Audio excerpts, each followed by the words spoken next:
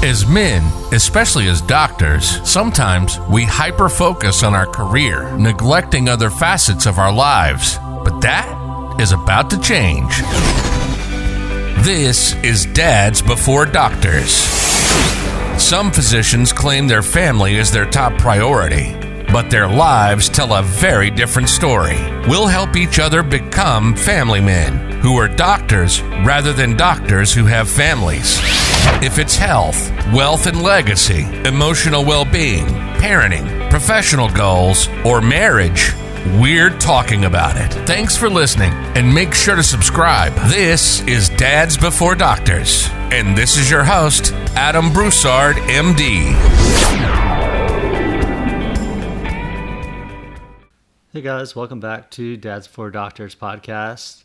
It's just going to be me today. I just wanted to talk a little bit more about some of our pillars and the importance of having goals for each of the 6 pillars.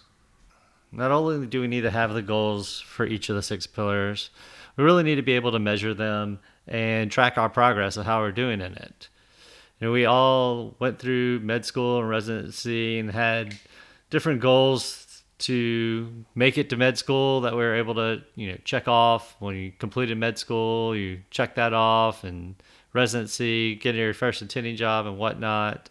And we tend to have a lot of, very specific goals and maybe 1 or 2 of the pillars, but kind of leave out the other 4 or 5 pillars.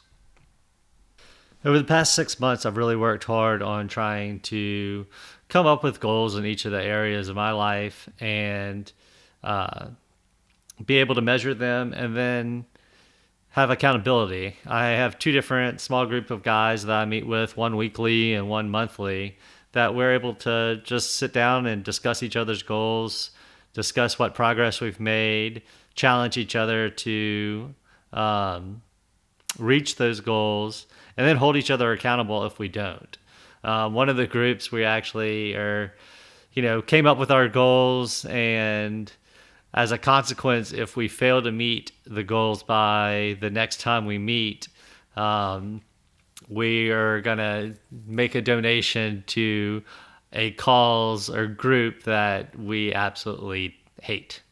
So just a little extra motivation beyond, just naturally you wanting to achieve your goals, just so you don't have to make that donation. I think right now one guy's going to donate to a zombie foundation.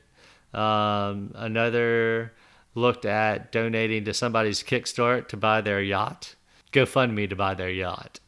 So just something fun like that. We also discussed trying to, having to do something kind of embarrassing and posting it on Facebook and whatnot. But it's really amazing to have that group of guys there to, hold you accountable, make sure that you're doing what you say you're going to do, and be there to encourage you to make sure you get it done. Because you don't really want to go back to your next meeting and say that you didn't do it. Just that extra little, push has really been, sounds cliche, but kind of life-changing. It's been very helpful. I also wanted to go over some of the pillars a little bit more. They sound, fairly straightforward and separate, but I really believe that they really are intertwined and really produce the life I believe everyone wants to lead. Starting with health and, our general overall well-being, it is your fitness, your diet habits, and just making sure that you're able to, play with your kids, go out there and kick the soccer ball around.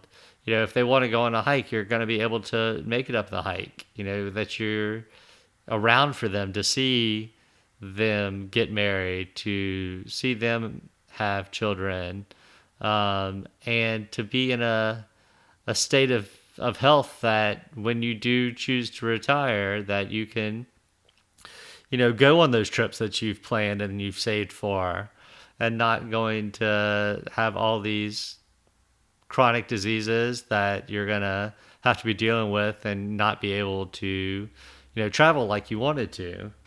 I've had a rower in our spare bedroom for about 2 years now, and every once in a while I kind of get on a kick and start rowing, a few days a week, and then not do it for a month or two at a time, and then I'd decide I was going to do it again and row for a few days and then not really do it. But back in March or so, my wife and I got a Peloton and have been a lot more diligent about my exercise habits between the rower and the Peloton, and doing some of the other classes that aren't necessarily some of the biking classes.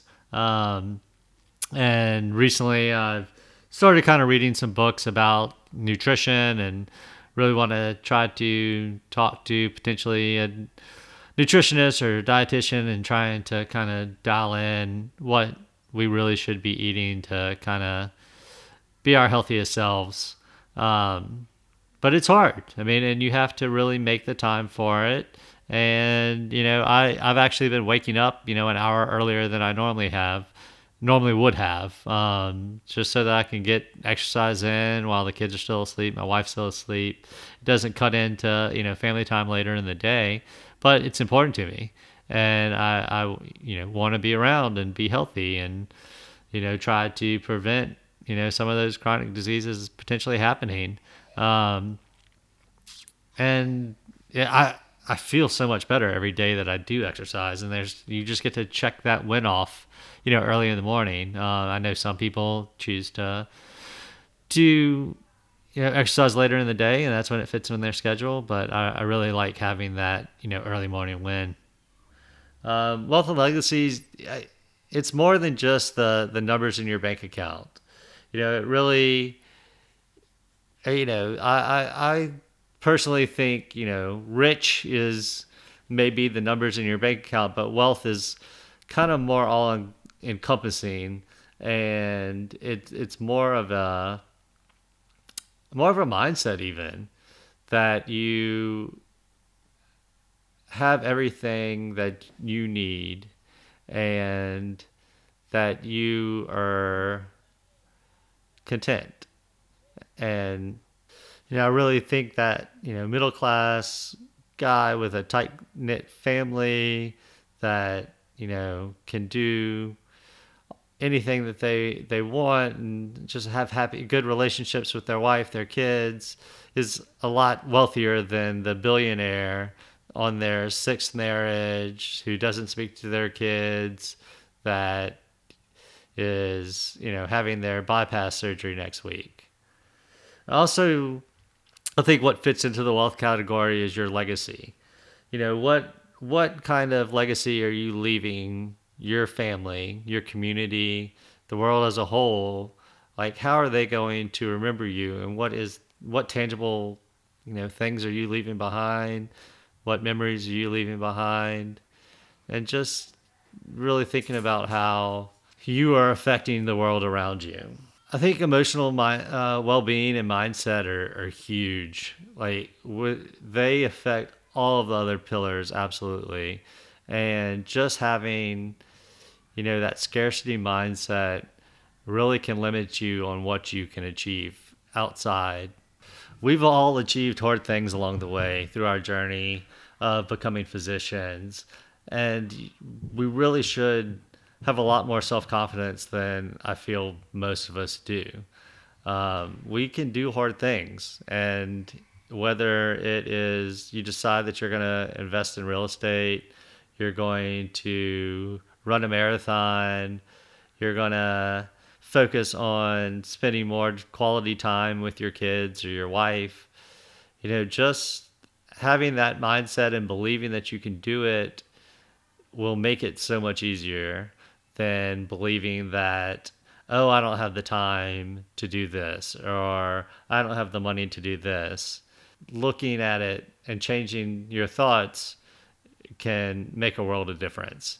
As a coach, I've coached a number of physicians and non-physicians, and it's amazing the transformations that will occur with just simple change of our thoughts and the way that our feelings will change and then the actions that we take because of that. Our next pillar is parenting. And I know we all want to be good parents. And we sometimes, claim that we're working that extra shift, moonlighting, doing, taking this different job. It's all for our family.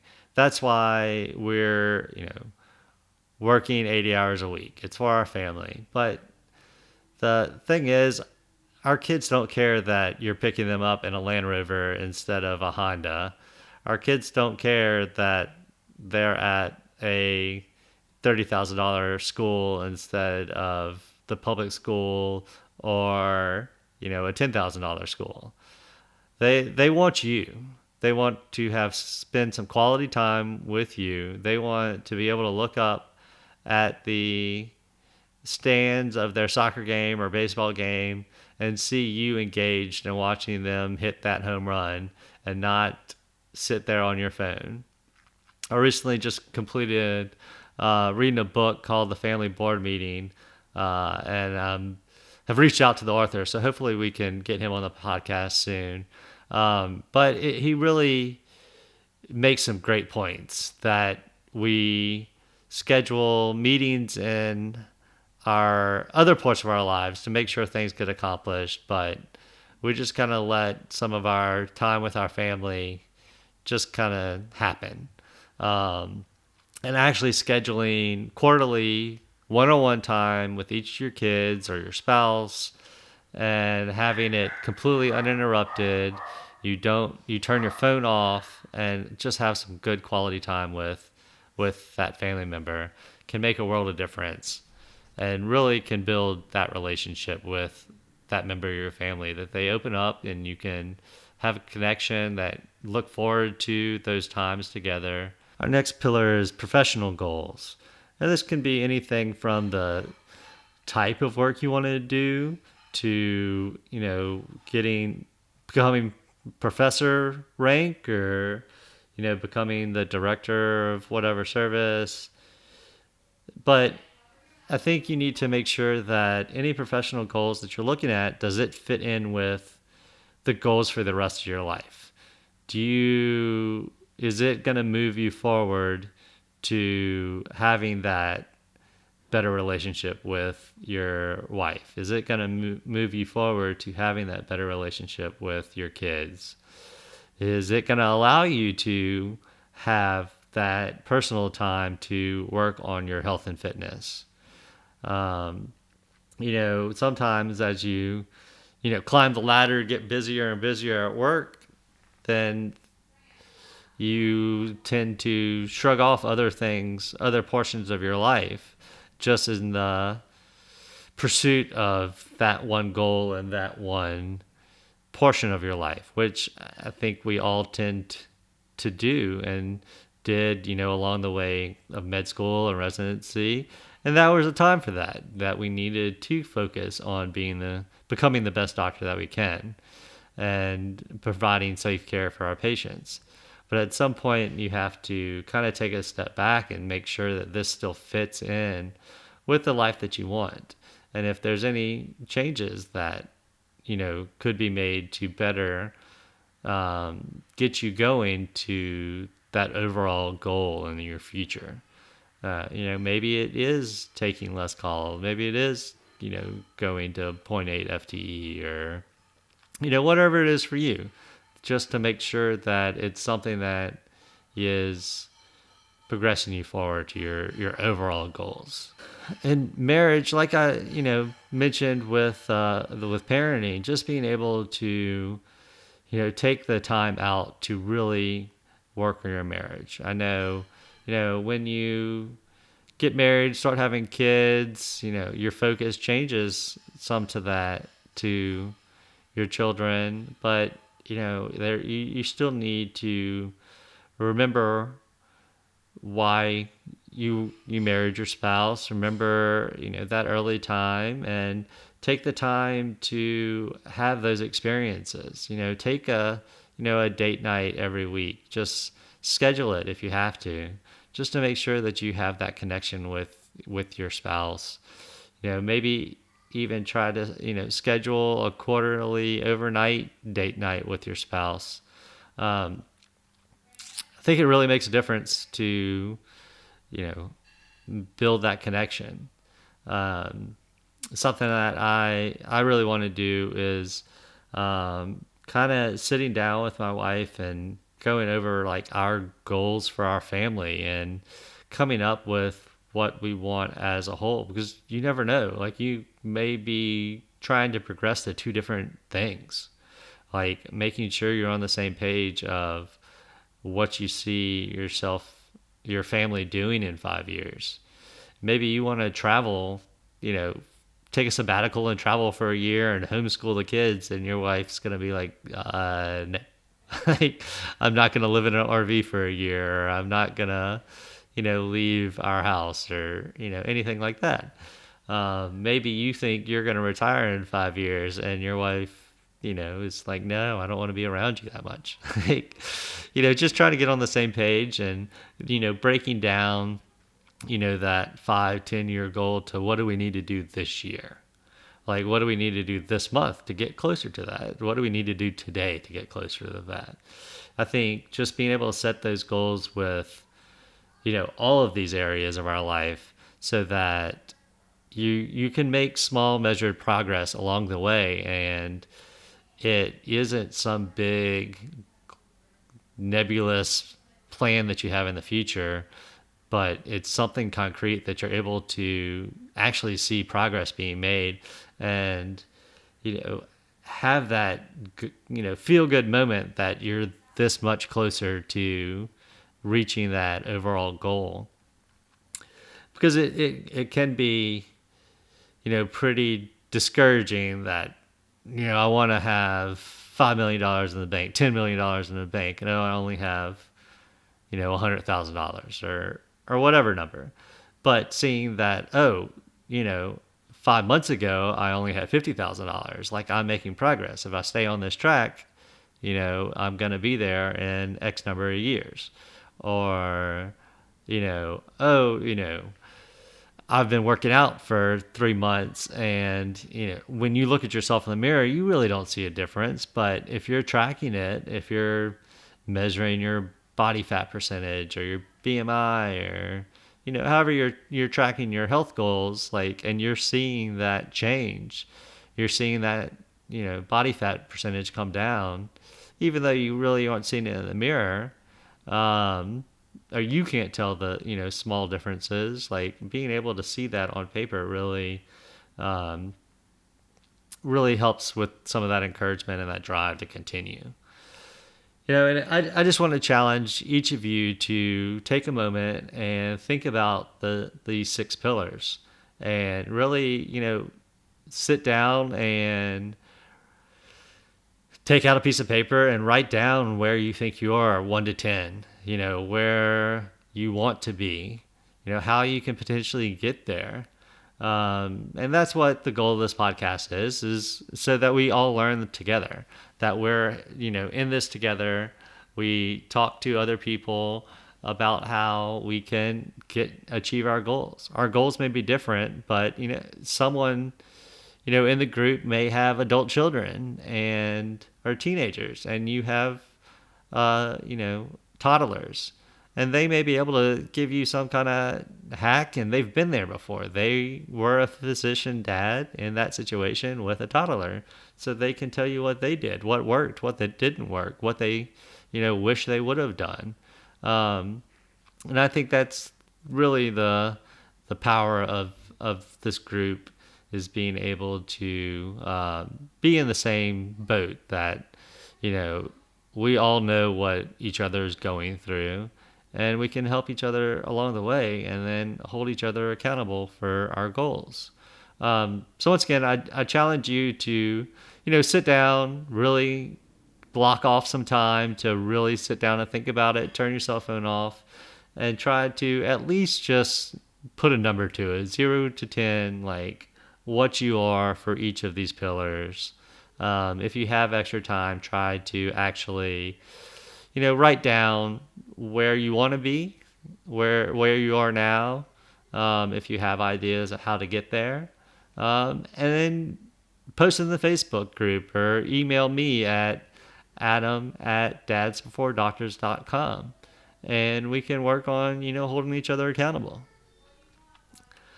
I hope y'all enjoyed this episode. Like, as always, go visit the Facebook group, Dads Before Doctors. Feel free to email me any comments, email me your goals, email me your ratings of yourself for these pillars, and I hope something we discussed today will help you move you forward a little bit in your progress to being the best dad before a doctor. Please leave a 5-star review wherever you're listening to this podcast so we can reach more dads and help improve the world one family and community at a time. You've been listening to the Dads Before Doctors podcast. Family men who are doctors rather than doctors who have families. In an evolving and ever fast-paced world, we cannot lose sight of our real priorities. We hope you enjoyed the show. We know we had fun. Make sure to like, rate, and review. And tell a friend about the show. We hope you've gotten some useful and practical information from the show. And we'll be back soon. But in the meantime, hit the website at dadsbeforedoctors.com. Questions, comments, suggestions? Email adam@dadsbeforedoctors.com. And find us on Facebook and Instagram at Dads Before Doctors. Remember, the host of this show is not your doctor, your coach, or your financial advisor. This show is strictly for entertainment. Till next time, this is Dads Before Doctors, signing off.